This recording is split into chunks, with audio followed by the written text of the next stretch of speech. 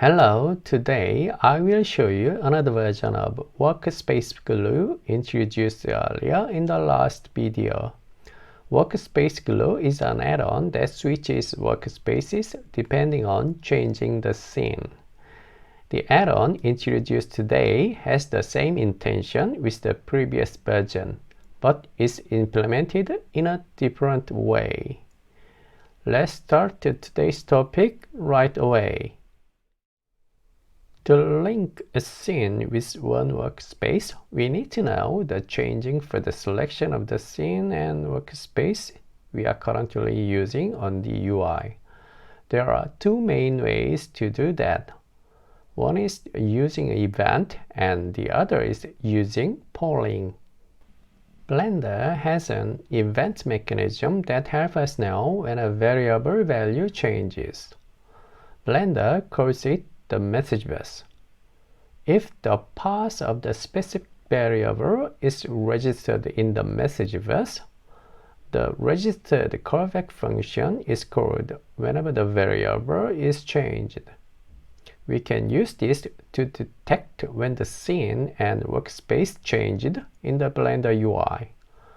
Using this mechanism, when we change the scene, it can be also able to change the workspace automatically.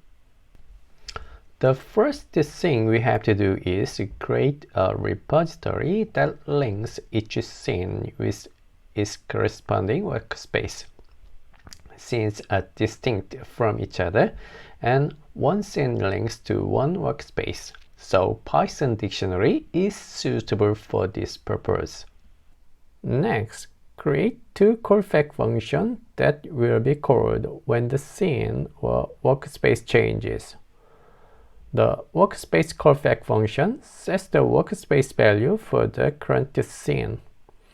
The scene callback function changes the current workspace to the last one for the newly changed scene.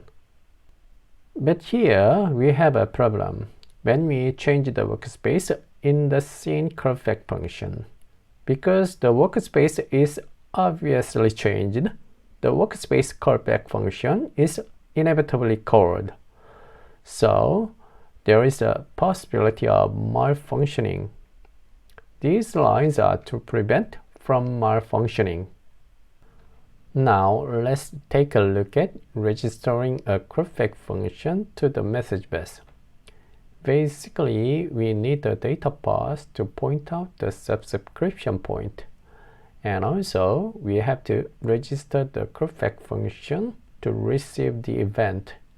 We have two callback functions to register, and each of them can be written like this. Because there's a bit of something to discuss more about the message bus, we will be having the time to discuss about it in more detail later. Now, let's try it working. Run the code. Change the current scene to scene main and set also the workspace to the video sequencer. Then the next, change the current scene to scene draw and set the workspace to the 2D animation. Now let's change the scene back to scene main. As we can see, the workspace is changing. And try changing the scene to scene draw again. Likewise, the workspace is also changing. It seems to be working fine, but there is a problem. Blender's message bus has something terrible for scenes and workspaces. That is, the event does not rise up when a scene or workspace is created or deleted. I've looked at quite a few cases, and there does not seem to be a way to solve this fundamentally. Personally, if I come to a careful conclusion, I think it is a missing functional element. If not, it is resolved. We cannot make this add-on complete to its function. That's why I made the second version. The second version uses a timer. It has a totally different mechanism from the first version. A code review of the timer version will be covered in the next video. What do you think about today's topic? Today, I told you my failure story. I wish the message bus become more perfect soon.